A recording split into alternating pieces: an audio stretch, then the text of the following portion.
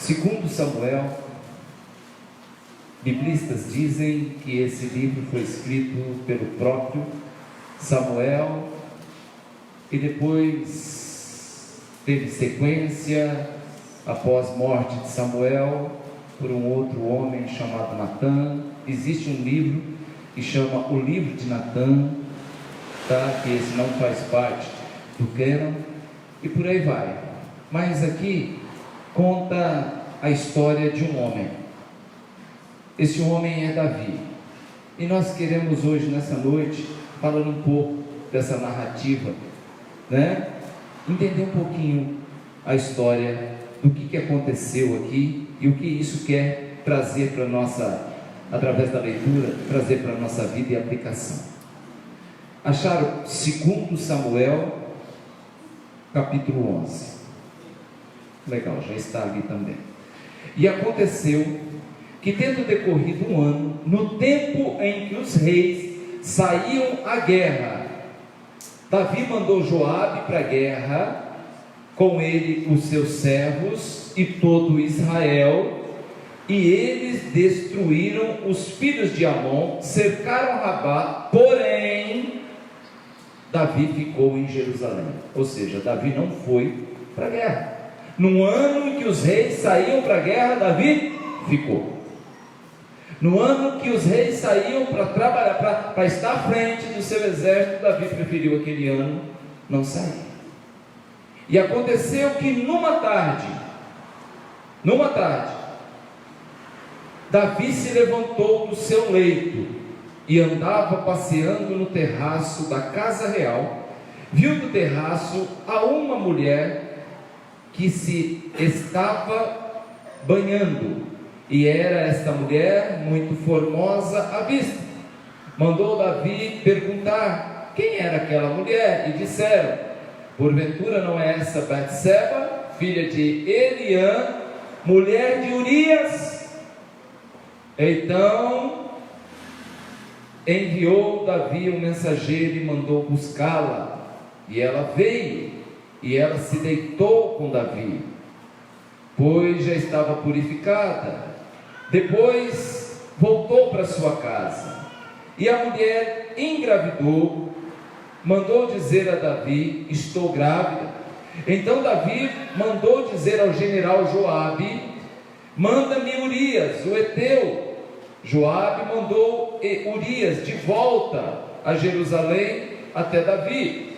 Vindo, pois, Urias até o rei, perguntou Davi como estava o general Joabe, e como estava o povo na batalha, e como ia a guerra.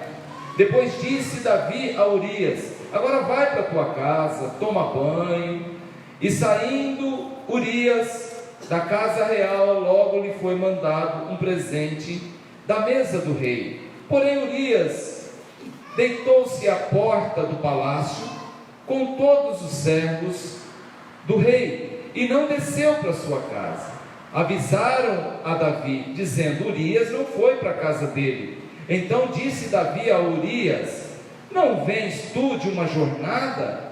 Por que não desceste à tua casa? Então disse o soldado Urias a Davi: a arca de Israel e Judá ficaram em tendas, e Joabe, o meu general, o meu senhor, e os servos, soldados do meu senhor, estão acampados no campo. E hei eu de entrar na minha casa para comer, para beber e para deitar-se com minha mulher? Pela tua vida, rei, pela vida da tua alma, não farei tal coisa. Então disse Davi a Urias: fique mais aqui um pouco, ainda hoje, e amanhã eu te mando de volta. Urias, pois, ficou em Jerusalém aquele dia e o dia seguinte.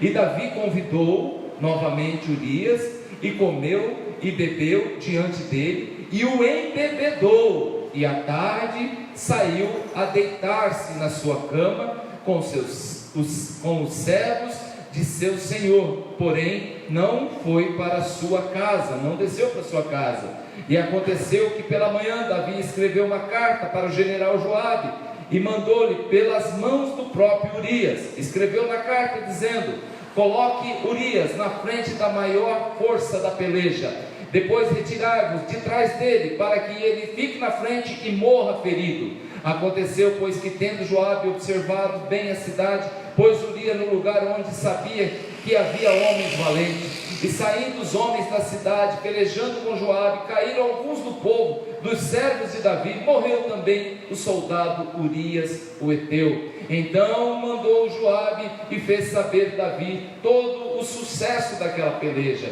Deu ordem ao mensageiro dizendo: acabando tu de contar ao rei todo o sucesso dessa peleja, e sucedendo que o rei se encolerize e te diga: por que você chegaste tão perto da cidade para pelejar? Não sabíeis vós que haviam de atirar do muro, que inferiu a Abimeleque, filho de Jetuel?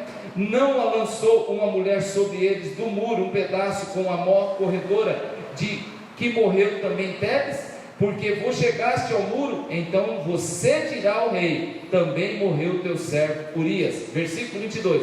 E foi então o mensageiro, entrou e fez saber Davi tudo que Joabe havia lhe mandado dizer. E disse o mensageiro a Davi: na verdade que mais poderosos foram aqueles homens do que nós, e saíram a nós ao campo, porém nós fomos contra ele até a entrada da cidade. Então os flecheiros atiraram contra os teus servos desde o alto do muro, e morreram alguns dos teus servos, ó rei. Também morreu o teu servo Urias. E disse Davi ao mensageiro: assim dirás a Joabe: não te pareça isso mal aos seus olhos, pois a espada tanto consome este como aquele. Esforça a tua peleja contra a cidade e a derrota, esforça tu assim. Ouvindo, pois, a mulher de Urias que seu marido havia morrido, lamentou ao seu rei, e passando luto enviou Davi e a trouxe para sua casa, e esta foi-lhe por mulher, deu à luz a um filho. Porém estas coisas Davi fez, pareceu mal aos olhos do Senhor. Vamos orar. Senhor Deus e Pai, nós te agradecemos. Essa é a sua hora, é o teu momento, te dou graças. Pai amado, estamos à tua disposição. Fala conosco, nossos ouvidos, Senhor Deus querido, nosso coração e nossa mente, Pai amado, são suas agora. Fica conosco, ministra na nossa vida, Pai, que nós possamos extrair, garimpar da tua palavra, Senhor Deus querido, aquilo que é essencial para a nossa vida, para a nossa alma. Em nome de Jesus Cristo, toma a nossa vida nas suas mãos, abre o entendimento da tua igreja, usa a minha vida como instrumento seu, que eu diminua, que o Senhor cresça e o teu nome seja glorificado. Amém e amém. Você pode se assentar. Se eu perguntar para você o que é altitude, você vai falar assim: olha, é a distância do chão. Pouca altitude significa lugar que não é muito alto. Altas altitudes não chega a ser um pleonasmo, mas é, nem redundância, mas significa que é um lugar muito alto. Então altitude, ele tem esse significado. Ou seja, nós vemos que muitas vezes times de futebol vão jogar na altitude, Bolívia, aquelas regiões lá que são muito altas, e eles falam que é difícil, porque eles não estão acostumados naquele lugar. Eles não estão acostumados com aquele ambiente. Fique muito tempo em lugares assim, em altas altitudes, e alguns dos seus sentidos vão sofrer. Porque as altas altitudes, ela provoca algumas reações nas pessoas. Estudando sobre isso aqui, eu descobri que quando você está num lugar muito alto mesmo, a sua audição fica comprometida. É uma primeira coisa.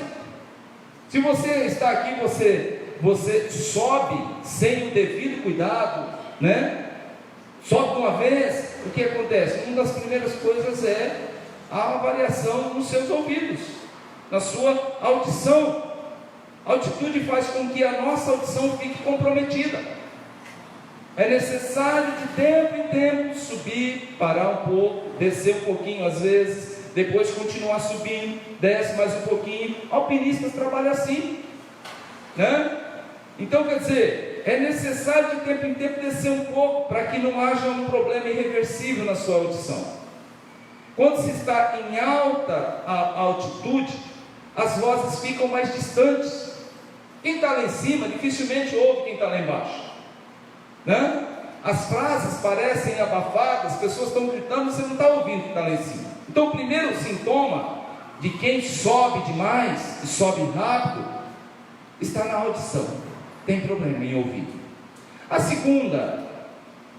O segundo problema que as altas altitudes elas trazem é a visão embaçada.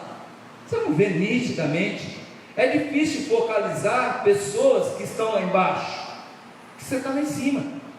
Elas parecem pequenas, são pequenos vultos, você não reconhece os rostos, né?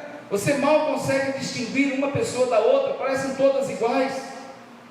Tente observar alguém de dentro de um avião quando ele está decolando, então quando ele está pousando, está lá em cima. Tenta decolar, tenta observar quem está lá embaixo, você não consegue definir.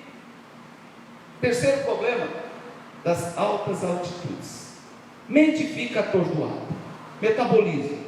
Muito tempo no alto sem descer, de tempo em tempo, pode trazer sequelas para a nossa mente e metabolismo.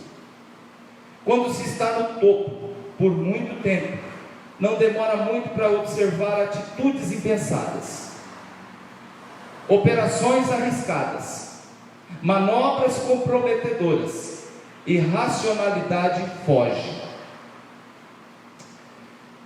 Pastor, mas o que é isso que o senhor está querendo trazer? Você vai pegar já. Trazendo para a nossa vida espiritual, nós vemos o estrago que as altas altitudes podem trazer para a vida das pessoas. Entendemos que espiritualmente o melhor lugar para a gente estar é com os pés fincados no chão, é firmes, porque muitas vezes quando se sobe muito rápido, a nossa vida espiritual ela começa a correr algum tipo de riscos sérios. Para você que ainda não entendeu esse mistério aqui que eu estou tentando passar para você, Deus quer nos revelar hoje o seguinte: eu estou falando de momentos da nossa vida e o acesso que a gente tem e as possibilidades que a gente tem de alcançar o topo. Cuidado com isso, muito cuidado. Mais seguro que os pés no chão, eu costumo dizer, seriam os joelhos no chão, porque de joelho, querido, não tem como cair, de joelho não tem como você tropeçar, de joelho você se concentra mais, de joelho você reflete mais, e de joelho você se humilha mais. Quando nós falamos em altas altitudes espirituais, nós falamos de pessoas que conquistaram o estrelato muito rápido. A vida decolou rapidinho, uma subida sem preparação, sem antes, de vez em quando, ter que descer. Em João capítulo 3, verso 13, a máxima da mensagem de Cristo é exatamente essa: que para subir, a gente tem que descer primeiro. Quem é aquele que para subir ele não desceu primeiro? Jesus, ele teve que vir primeiro, se humilhar, para depois estar à direita do Pai. Quem subiu ao céu, senão aquele que desceu primeiro? A igreja, para subir, ela tem que descer primeiro. O povo de Deus, para subir, ele tem que descer primeiro. Jeremias capítulo 18, a palavra diz que veio a palavra do Senhor a Jeremias dizendo: desce, dispõe-te, desce a casa do oleiro, que eu falarei contigo. Desce primeiro. Jonas, ali no capítulo 2, a palavra conta que para Jonas ele levar a palavra do Senhor, ele foi resistente, ele foi arrogante, ele foi orgulhoso, ele foi rebelde. O que Deus fez com ele? Fez ele descer até as profundezas do abismo, e lá nas profundezas do abismo, no ventre de um peixe, ele orou e clamou para o Senhor. Aí o Senhor levou ele para cima novamente. Zaqueu, para ter a sua vida transformada, ele estava no topo, E agora ele estava no topo, literalmente, porque ele estava em cima de uma figueira, e para começar a raciocinar como um servo de Deus, e entender a vontade de Deus, ele teve que descer daquele lugar. Quem não desce, se agarra ao topo, morre lá em cima. Aquela mulher do fluxo de sangue, está lá em Lucas capítulo 8, aquela mulher naquela manhã, ela acordou e falou assim: olha, hoje eu vou na direção dele, e se simplesmente eu tocar na orla dos vestidos dele, eu serei curada. Eu pergunto para você, aonde está a orla de um vestido? É a barra. Aquela mulher, ela veio por baixo, ela veio na humilhação, ela tocou na parte mais baixa dos vestidos do Senhor, ela desceu, e o Senhor falou: saiu de mim poder. Então, muitas pessoas, muitos astros tiveram queda livre, porque não ouviram. Lembra? Primeira coisa, audição. Por quê? Não enxergaram. E por que não pensaram? Porque estavam no topo, e quando está lá, não se ouve, não se enxerga e não se pensa. Muitos tiveram queda livre porque fizeram isso. Você vê aí, gente, astros do rock, né? Astros do ringue, decolaram lá em cima, de repente caiu. Astros da música, astros dos campos de futebol, e astros do público, eu vi cair, gente. Astros da música gospel, que chegou lá em cima e achou que não caía mais. A fama chega na vida das pessoas e Deus é excluído, é banido. Quando as coisas estão bem, se lembra pouco de Deus. Quando as coisas não vão bem, se lembra muito de Deus. Então, quando é bom a gente entender isso, cuidado, não quando as coisas estão indo mal na sua vida, cuidado quando as coisas estiverem indo muito bem na sua vida, porque o distanciamento, ele pode ser iminente. Nós precisamos desse oxigênio, nós precisamos desse ar, nós precisamos desse respirar. Nós até cantamos esse hino de vez em quando aqui, esse é o meu respirar. Nós não podemos ficar confusos com a nossa audição comprometida, com a nossa visão comprometida e com o nosso metabolismo comprometido. E esse oxigênio que a gente precisa se consegue quando nós estamos em contato com o Senhor, através do joelho e não das altas altitudes. Isso aqui é introdução, porque eu quero entrar nesse texto. A história de um rei amado, a história de Davi. E a história de Davi é um exemplo clássico, né? Do que quando se atinge o topo, né? Essa altitude, o que ela pode fazer na vida de um homem de Deus, de uma mulher de Deus. No ano em que os reis saíam para a guerra, Davi mandou Joabe para a batalha com seus oficiais e todo o exército de Israel. O rei estava no alto, estava no topo. O rei tinha alcançado, já tinha 50 anos. O rei, ele tinha tomado Jerusalém. O rei era dono já de Hebrom. O rei já tinha estabelecido, né, as cidades fortes, tanto no sul como no norte de Israel. O rei parece que não tem inimigo para ele. Ele está no topo, ele está o sucesso, o êxito. Davi está no topo, Davi está sob o efeito da altitude. Davi não ouve, Davi não enxerga direito, Davi não pensa direito, Davi não está de joelhos como 20 anos atrás, dentro de uma caverna. Ele estava na caverna de Adulão, onde ele orava, onde ele compunha salmos. Davi não está prestando atenção em nada disso, ele não está de joelho, não está orando mais. Davi está no topo, e isso faz com que o poder lhe segue. Ele não ouve mais a voz de Deus, ele não enxerga mais os feitos de Deus, e Davi está cego. E quando não se enxerga direito, quando não se ouve direito, quando não se pensa direito, então o que eu faço? Então eu mando. Mas eu não dependo de Deus, eu não ouço, eu não enxergo, e eu não sinto mais. Então o que eu faço? Mas o poder está comigo, então o que eu faço? Eu mando. Então Davi, ele utiliza esse poder. Qual poder que Davi tem agora? O de mandar. Ele é rei. Davi está na condição do quê? De mandar, porque ele pode. Ele tem credencial para isso. Então Davi, o que ele faz? Ele manda Joabe para a guerra. Ele mesmo não vai. Davi tem 50 anos, e o que ele sabe fazer com 50 anos? Mandar. Olha que um homem escolhido por Deus, coração segundo o coração de Deus, um guerreiro valente, um menino humilde, um cara que Deus levantou lá do meio das malhadas, lá de trás das cabras, das ovelhas, e colocou ele no trono de Israel, aonde Deus queria. Mas quem é Davi agora? Davi é um camarada de 50 anos que só tem uma coisa na vida dele: saber mandar. Então Davi está em casa. No ano que os reis saíram para a guerra, Davi ficou. E Davi levanta do seu leito à tarde. Davi se levanta à tarde. Ele olha e ele vê uma mulher tomando banho. Está sem nada para fazer. Versículo 3. Davi está fazendo o quê? Mandando. A única coisa que ele pode, que ele quer fazer agora é mandar. Então Davi manda perguntar quem é a mulher. Versículo 4. Davi manda buscar a mulher. A mulher se deita com ele. A mulher engravida dele.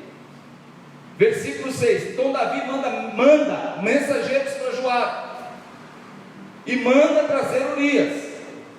Manda perguntar quem é aquela mulher. Manda a mulher vir. Manda avisar Joabe. Manda trazer Urias. O que Davi está fazendo? Só sabe mandar. Quando Urias chega, o que Davi faz? Manda ele para sua casa. Para quê? Para se deitar com a sua esposa. Porém Urias é nobre demais. Urias é muito bom. Versículo 14. Não deu certo a primeira, não deu certo a segunda. O que Davi faz? Manda de novo. Para onde? Agora ele manda para a batalha. O Urias, coitado, ele está levando na mão uma carta selada. Dentro daquela carta está a sentença de morte dele. Joabe, ao chegar Urias aí, eu quero que você coloque ele na parte mais complicada da batalha. E quando ele estiver lá na frente lutando, eu quero que o exército recue e deixe ele sozinho, porque eu quero que Urias morra. Qual é o motivo para ver esse soldado, esse nobre, esse homem de Deus? Ele falou: longe de mim eu ir para minha casa, beber, comer e se deitar com a minha mulher, sendo que a arca de Deus, ao temor desse homem, está lá na guerra, sendo que o general está lá na guerra, sendo que meus camaradas, meus amigos, os soldados do Senhor estão lá na guerra, e eu lá em casa deitado com a minha mulher? Ou não? Ele está descendo as escadarias, ele pergunta para o servo: onde vocês dormem? A gente dorme ali no acampamento. Então eu vou dormir por aqui. Você não vai descer para a tua casa? Não. Ele é nobre demais, né? Então o que Davi fala? Eu quero que ele morra. E ele mandou. Davi manda Urias novamente, e Urias ele leva essa carta, sua própria sentença. Davi manda Joabe, coloca Urias na frente da batalha, recue o exército, que morra Urias. Davi manda buscar, depois que Urias morre, Davi agora manda de novo. Davi está mandando. É o que Davi sabe fazer. Ele manda agora buscar a viúva. Olha que bonzinho que ele é. Ele se casa com ela. Aqui, meu irmão, o que nós vemos? Aqui é uma sucessão de ordens. Nada de joelho, nada de pedir direção para Deus. Cadê o Davi, que antes de sair para a batalha, ele pedia a escola sacerdotal e perguntava para Deus: devo eu sair para essa batalha? Encontrarei, perseguirei os meus inimigos e alcançarei. E Deus falava com Davi. Você acha que Davi, antes de fazer uma lambança dessa, Davi colocasse o joelho no chão, Deus não falaria com ele? Certa vez ele está, os filisteus vêm contra ele, e aí chega o soldado e fala: os filisteus estão vindo, vamos para a guerra. Davi fala: não, vamos consultar Deus primeiro. Senhor, devemos sair contra os filisteus? O Senhor falou assim: vai, porque eu garanto. Davi sai e vence. Os filisteus se reorganizam e vêm novamente. E agora Davi, os soldados falam assim: Davi, é só sair de novo e ganhar de novo a batalha. Davi fala: não, vamos consultar o Senhor de novo, e pergunta para o Senhor: Senhor, devemos sair novamente contra os filisteus? E Deus fala: não, dessa vez você espera. Quando ouvir pelos topos das amoreiras som do exército do Senhor, meu irmão, aí você sai. Então esse homem, ele tinha um contato muito estreito com Deus. Agora Davi, ele manda. Davi parece que não precisa de Deus. Davi, aqui nós vemos uma sucessão de ordens, nada de joelho no chão, nada de consultar a Deus, nada de se humilhar. Altas altitudes comprometem nossas atitudes. Haviam essas altas altitudes, haviam ensurdecido, cegado o rei amado. O topo havia embaçado a sua vista. O pedestal mais alto, alto demais, havia atordoado sua mente. Davi parece um louco. Eu preguei uma vez aqui uma mensagem que chama campo minado. É correndo por um campo aberto, mas está minado. Tem bombas. Cada lugar que você pisa explode. É uma lambança atrás da outra. É um problema atrás da outra. Gente, por quê? Falta consultar Deus. Falta consultar Deus. Porque se nós não andarmos nas pegadas de Cristo, nós corremos esse risco.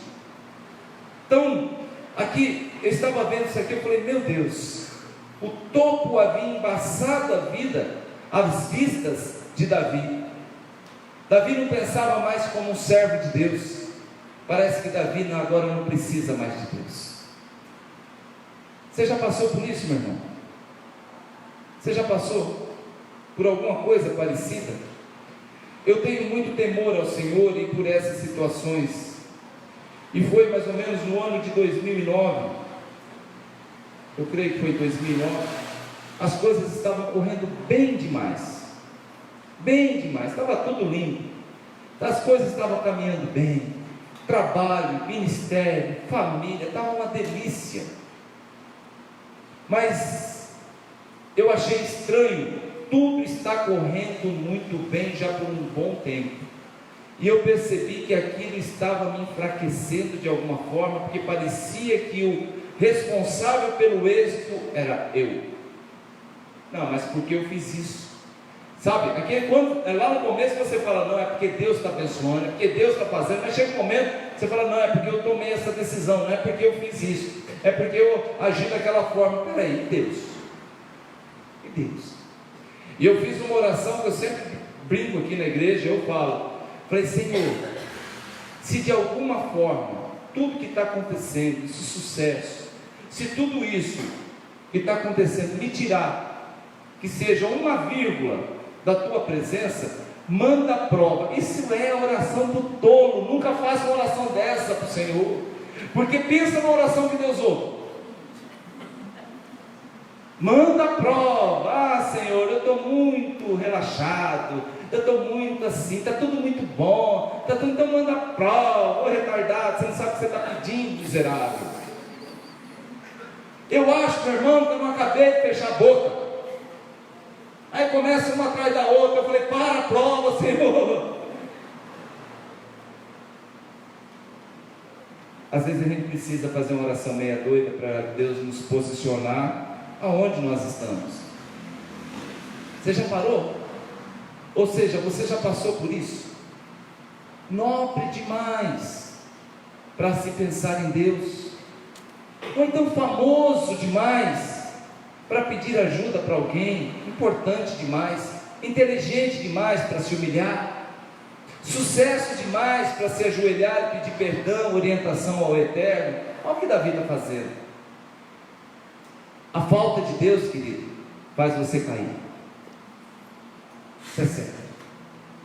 Esses são alguns dos primeiros passos de Davi numa ladeira cheia de óleo. Ele vai escorregar, ele vai se arrebentar. O servo de Davi ainda, quando inquirido: rapaz, vem aqui, quem é aquela mulher que mora naquela casa tal? O servo fala: aquela mulher é Betseba. Mas olha, rei, ela é esposa de Urias. Presta atenção, rei. Olha, rei, presta atenção. Ela é esposa de Urias, é Betseba, filha de Eliã, mulher de Urias. Um alerta. O que Davi faz com o alerta? Você é um servo. Desprezou a dica de um simples servo. Davi, numa versão alterada e adulterada. Quem era Davi agora com 50 anos? Era um rascunho do que foi o menino de Belém. Antes era menino, Davi, fraquinho, joelhos. Eu gosto do texto que está lá no 1 Samuel capítulo 16. Eu vejo aquele menino de 17 anos, na parte mais baixa da sua vida. Eu vejo aquele menino de joelhos dentro de um ribeiro, pegando pedras, 5 seixos, para matar um servo gigante, cheio de Deus, cheio da presença do Senhor. Enquanto todos estavam lá na colina, todos estavam em pé, Golias estava de pé, os soldados do exército filisteu em pé, os soldados do exército de Israel, Saul de pé, todos estavam. Davi estava abaixado, de joelhos, na parte mais baixa do vale, dentro do ribeiro, pegando pedras. Você acha que aquelas pedras ele estava simplesmente pegando, colocando no seu guardanapo? Ele estava de joelho ali, querido, pegando pedras e falando, com certeza, falando com Deus, buscando em Deus, colocando a vida dele diante do Senhor, tendo a mais profunda e absoluta certeza que o êxito viria, que o sucesso seria único e exclusivamente de Deus. E naquele momento a gente pode ver aquele menino que é ignorado, ele acabara de ser ignorado pelos seus irmãos. Viestes aqui para ver a batalha, foi o que Abinadab falou. Bem sei da sua presunção, falando com o menino, raspa do tacho lá da casa, o excluído. Então esse menino é tratado assim, mas daqui a pouco ele está de joelhos, dentro do ribeiro, pegando pedras. Davi nunca esteve tão baixo, porém Davi nunca esteve tão forte, quando ele esteve de joelho. 3 décadas se passam, a situação se inverte. Davi agora tem 50 anos. Davi agora nunca esteve tão alto, porém Davi nunca esteve tão fraco. Quem está entendendo, diga amém. Amém. Quando ele tinha 17 anos, ele nunca esteve tão baixo, mas ele também nunca esteve tão forte com Deus. O homem agora tem 50 anos, ele nunca esteve tão alto, mas ele nunca esteve tão fraco como ele está agora. A altitude havia transformado suas atitudes. Nós não gostamos desse Davi que manda, esse Davi que exige, esse Davi que ordena. Eu, quando olho para esse texto, eu falo: onde está o menino pastor dos pastos de Belém? Não gostamos dessa versão desse Davi que perde o domínio e o autocontrole. Isso é consequência do que, pastor? Da altitude, que ensurdece, que embaça a visão, que promove uma confusão mental na mente das pessoas. Esse ar do pecado, esse ar rarefeito, mexeu com seus sentidos.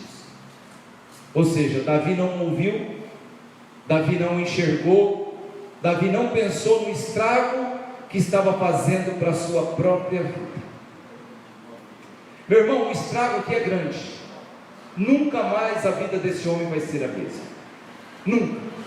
Esse homem vai ter problema com os filhos dentro de casa. Um irmão vai abusar sexualmente da sua filha. Irmão vai matar irmão. Esse homem, em certa noite, já está com seus 60 e tantos anos, ele está fugindo na noite de Jerusalém, porque o seu filho Absalão está no seu encalço para matá-lo. A vida de Davi virou um inferno, virou um caos, porque ficou muito tempo sem Deus, Eu conheço pessoas que subiram demais nos degraus do conhecimento. Foi livros demais, Deus de menos. Eu conheço pessoas que subiram demais nos patamares acadêmicos, diplomas demais, Deus de menos. Eu conheço pessoas que subiram demais no seu talento de se expressar e convencer, soberba demais, Deus de menos. Pessoas que subiram demais em seu trabalho, alcançou posições maiores, foi se promovendo, ego demais e Deus de menos. Estas ascensões, o que acontece, pastor? Vão levando para cima, vai te empurrando para cima, porém muitas vezes distante de Deus. Ou seja, se você não for suficiente humilde para reconhecer que o lugar mais alto que alguém pode chegar é aos pés de Cristo, aos pés da cruz, meu irmão, você está perdido. Não existe fama, não existe sucesso, não existe patamares altos, não existe prateleira de cima que você possa chegar, se não for através de Cristo Jesus. Casamentos que muitas vezes no início existia uma comunhão de ambos, porém alguém se destacou mais que o outro, alguém subiu mais, o outro ficou lá embaixo, e esse outro é humilhado. Relacionamento entre irmãos, dentro de casa, alguém subiu sozinho e despreza aquele que ficou no sopé da montanha. No sopé da montanha, querido, até o topo tem uma longa caminhada, uma longa subida, e para subir nós temos que tomar alguns cuidados. Ô pastor, então não é legal chegar, ter sucesso, ser um vencedor? Não, é lindo isso, é maravilhoso, mas nós temos que entender o seguinte: você pode subir, desde que lá não esteja o seu orgulho, o seu ego e a sua soberba. Tem gente que está subindo e lá em cima está o orgulho, o ego e a soberba esperando. Você pode subir, desde que lá em cima você encontre Deus. O seu objetivo, com sucesso ou sem sucesso, tem que ser do Senhor. Moisés um dia disse para o povo: olha, eu vou subir no Sinai, vocês ficam aqui embaixo. E Moisés ele sobe e fica 40 dias lá em cima com Deus, para se aconselhar com Deus. Jesus um dia chamou 3 dos seus discípulos e falou assim: nós vamos subir no monte, nós vamos subir o Hermon, né?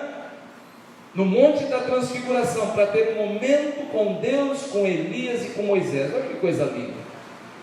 Você pode subir, desde que lá esteja Deus. Você pode subir, desde que o objetivo da sua subida também seja abençoar os que estão lá embaixo. Você pode subir, desde que o seu objetivo seja abençoar alguém. Moisés, quando ele sobe e ele passa 40 dias, e o objetivo dele naqueles 40 dias era abençoar todo o povo de Israel que esperava ansioso lá embaixo. Jesus ele sobe, né? E depois que ele passa por aquele momento maravilhoso, que ele desce, qual foi o objetivo? Quando ele chega lá embaixo, ele encontra um menino carregado de espírito ruim, e ele liberta aquela criança a pedido do pai. Você pode subir, desde que seja orando, falando com Deus. Você vai subindo, talvez é mais devagar, porque correndo a gente chega mais rápido, será? Mas a gente não vai mais longe. Correndo a gente vai mais rápido, isso não significa que a gente vai mais longe. Agora de joelho sim, a gente vai mais devagar, mas a gente vai muito mais longe. Você pode subir, desde que seja falando com Deus, desde que seja orando. É mais fácil subir de joelho? Não, pastor, é mais difícil, porém é mais seguro. Quando nós estamos de joelhos, estamos seguros. Subir de joelho, nós temos um único objetivo: encontrar com Deus. E aqui, meu irmão, quem sobe com orgulho, com egocentrismo, com soberba, não está na direção de Deus. Deus odeia o orgulho, Deus odeia a soberba. Não, ele não gosta, não é que ele não gosta, ele odeia. Ah, você é orgulhoso? Você é soberbo? Eu vou falar uma coisa para você: Deus odeia a sua atitude. Tem na Bíblia? Claro. Provérbios capítulo 8, verso 13. Deus diz: odeia o orgulho e a arrogância. Provérbios 16, 5. O Senhor detesta os orgulhosos de coração, sem dúvida, serão punidos. Verso 18: o orgulho vem antes da destruição, da queda, o espírito altivo antes da queda. Então não é que Deus não gosta, Deus odeia. Você já deve ter ouvido as seguintes orientações do seu pai quando você era pequeno: desça antes que você caia. Quem já ouviu isso? Eu já ouvi um monte de vezes. E você continua lá, né, Zé? Não cai não, não tem perigo não. E de repente, tome. Quem vai correr com você nos braços depois para dar pouco? É o pai. Quando você já é grande, a sua mãe está falando ainda para você, cuidado, e você fala, não, mãe, já sou grande o suficiente. Você lembra quando você era pequenininho? E se você não descesse de lá, tua mãe ia lá, arrancava você pela orelha, ou então pelo cabelo? Era assim a coisa. Agora você é grande, você bate no peito, não, eu já sou grande, eu já sou Davi, eu já tenho 50 anos, e agora eu mando, eu sei o que eu estou fazendo. Sabe não, filho? Não sabe não. Cuidado, porque Deus está dizendo, desça antes que você caia. E você está dizendo muitas vezes para o Senhor, eu já sou grande o suficiente. E a palavra do Senhor, ela reforça que o princípio da sabedoria está no temor ao Senhor. Desça antes que caia. Volte antes que seja tarde para o Senhor. Peça perdão enquanto há tempo. Perdoe antes que seja tarde para perdoar. Volte para Cristo antes que seja tarde. Busque o Senhor em oração, se humilhe antes que seja tarde. Davi, ele faltou com tudo isso. Não buscou o Senhor, não se orientou, não buscou nenhum profeta, não buscou nenhum homem de Deus. Todas as ações que ele tomou, e foi uma loucura, uma atrás da outra, e só foi explodindo. Ser intransigente é subestimar o conselho de Deus. Ser indiferente à palavra é ser negligente ao conselho do Eterno. O Senhor nos orienta nessa noite a tomar alguns cuidados básicos. O próprio Senhor nos orientou a sermos prudentes na nossa posição. Tem gente que quer os primeiros lugares. O Senhor falou assim, quando você for convidado para um banquete, não senta lá na frente, senta lá na frente. A honra, ela vai buscar você. Não queira ser honrado antes, né? Isso é orgulho, isso é soberba. Não é melhor ser convidado a subir do que convidado a descer? Já a pessoa se senta ali e de repente o pastor chega para você, desce, porque o teu lugar não é melhor você estar lá no fundo e o pastor falou, por favor, sente aqui.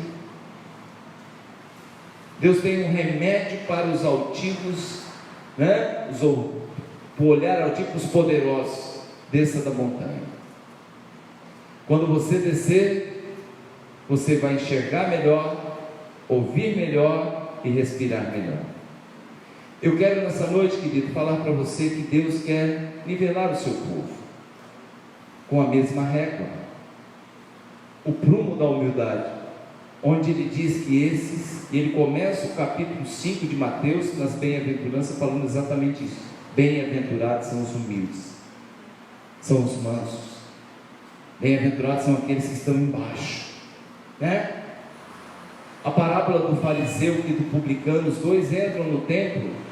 Eu vou estar pregando essa mensagem domingo que vem. Os dois entram no templo para orar, e o fariseu, ele começa, ele olhar altivo, olhando para si, mostrando as suas virtudes espirituais, dizendo que ele dá oferta, que ele dá o dízimo, que ele jejua, que ele ora tantas vezes por dia. E aí ele comete um erro grotesco, porque eu não sou como esses, e talvez olhando para o publicano, não sou ladrão. O publicano, coitado, ele está sentindo a dor, e ele só bate no peito e diz, Senhor, tem misericórdia. O fariseu está lá em cima, o publicano está aqui embaixo. Senhor, tem misericórdia de mim que sou pecador. E Jesus, ele termina esse texto dizendo, qual dos dois desceu justificado para a sua casa? O publicano. Ele reconheceu que ele precisava. O Senhor vem com um ensino poderoso nessa palavra para nos ensinar, nos fortalecer, nos fazer crescer e principalmente nos salvar. Deus é lindo demais, filho. Ele é maravilhoso, Deus é tremendo. E nessa noite, meu irmão, no nome do Senhor Jesus, eu clamo ao Senhor. Como está a sua vida? Como estão os seus projetos? Você está... Vai com Deus, filho. Segura na mão do Senhor. Segura na mão do Senhor. Não dá nenhum passo sem a direção do Senhor. Vou fazer uma entrevista. Ore antes. De repente você pode até passar naquela entrevista, querido, mas não era vontade do Senhor você entrar ali. Você está querendo fechar um contrato? Preste atenção. Você está querendo tomar alguma atitude dentro da sua casa, dentro do seu lar? Meu irmão, ore ao Senhor. Altas altitudes comprometem muitas vezes nossas atitudes. Você não ouve direito, você não enxerga direito e você fica confuso com muitas situações. Davi, ele está perdido. Aquela mulher chega para Davi e fala assim: olha, estou grávida e o filho é seu. Ele manda matar o marido daquela mulher. E agora ele, num gesto de profunda compaixão, ele fala: quem morreu? Foi Urias, o marido de Betseba. Coitada, ela estava grávida dele. Traga essa mulher para o palácio, que ela venha morar aqui. A criança vai nascer. Não, o pai dela morreu lá na guerra. E aí, meu irmão, traz a mulher, aquela coitadinha, entra pelas portas do palácio, e ela se acomoda nos seus aposentos, e de repente, Davi está no seu alto e sublime trono, naquele palácio, quando alguém chega, um dos seus assessores, fala assim: o profeta Natã está aí, quer falar com o Senhor. Profeta Natã, como é bom receber a presença do homem de Deus aqui no palácio. Mande ele entrar. Profeta Natã entra. Eu gosto de imaginar profeta Natã, um baixinho, talvez calvo, andando com dificuldade, arrastando sua túnica, chega, cumprimenta o rei. Vida ao rei. Seja bem-vindo, profeta. O que traz aqui? Natã fala assim: um problema que nós vimos, enfrentamos, e eu precisava da direção e da orientação do rei. O que aconteceu, Natã? Um homem, ele tinha, pobre, ele tinha apenas uma ovelhinha. Essa ovelhinha, rei, era o tempo das crianças. Essa ovelhinha dormia na cama das crianças, bonitinha, peludinha, linda, acordava cedo, pulava na cama com as crianças, brincava com as crianças, era a alegria da casa. Esse é um homem humilde, bom pai, vizinho dele é um fazendeiro. Ele não tem uma, ele tem milhares de ovelhas, muitas ovelhas, milhares e milhares. E veio um viajante para pousar na casa desse homem rico, e ao invés dele pegar de uma dessas milhares de ovelhas que ele tem, ele vai lá e pega a ovelhinha do homem humilde. O que eu devo fazer? O que o senhor faria, rei? Davi se encoleriza, ele se torna agora o homem mais justo da face da terra. Ele olha para Natã e fala assim: esse homem, profeta, é digno de morte. Ele é digno de morte. Porém, tem um porém. Se não tem um porém, a batata ia assar para o lado da...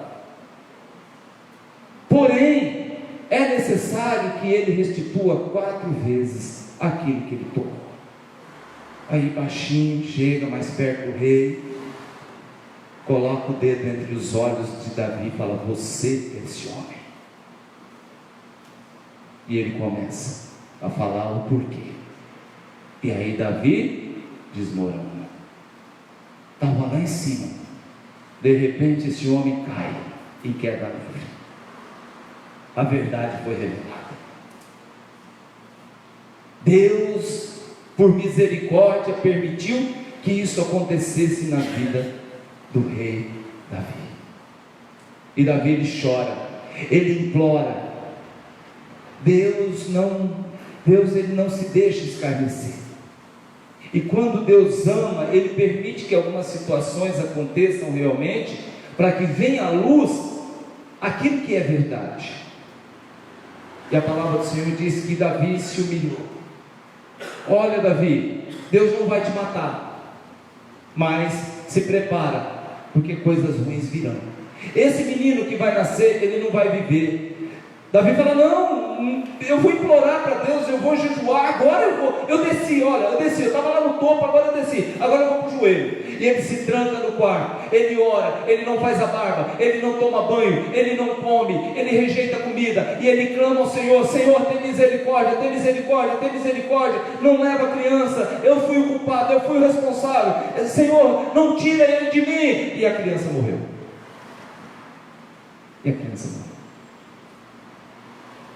Pode fazer, pode pedir perdão. Deus perdoa? Deus perdoou. Natã falou para ele: e Deus te perdoou, mas a consequência fica. Mas Deus não perdoou? Deus perdoou, mas a consequência, querido, você vai ter que pagar. A consequência, a brecha foi aberta. Então, muito cuidado, porque muitas vezes a gente não é questão de sucesso, não é questão de chegar ao topo através do bom desempenho, do dinheiro. Não, talvez muitas vezes a gente está humilhando na condição que a gente vive. Quem manda aqui sou eu. Você cala a boca, fica no seu lugar, porque você, querido, você acha que você está no topo, então você manda. Davi foi retirado, arrancado, trazido de volta para a presença do Senhor em queda livre. Que nunca venha acontecer isso na nossa vida. Que conforme a gente vai amadurecendo, Davi agora está com 50 anos, precisava passar por isso. Conforme a gente vai amadurecendo, a gente vai chegando mais perto de Deus, porque nós estamos na reta final. Cada aniversário nosso é uma vela que apaga, é a régua que encurta, é o tempo que chega. Então nós temos que prestar muita atenção na nossa conduta, na nossa vida, para a gente não pisar, para a gente não ser soberbo, para a gente não ser orgulhoso, e para a gente, tudo que formos fazer, nós possamos fazer na direção do Eterno. Quem entendeu, diga amém. Se coloque em pé, por favor. Eu disse para você nessa noite que o lugar mais alto que você possa chegar na sua vida, querido, seja aos pés do Senhor Jesus. Que Cristo ele tenha misericórdia de nós, que Cristo ele nos conduza pelo caminho reto, que a nossa oração realmente seja uma oração de fé, uma oração acima de tudo, sobretudo humilde, né? Porque Deus ele rejeita o soberbo, o orgulhoso, o presunçoso. Nessa noite, querido, eu quero que você abaixe a sua cabeça.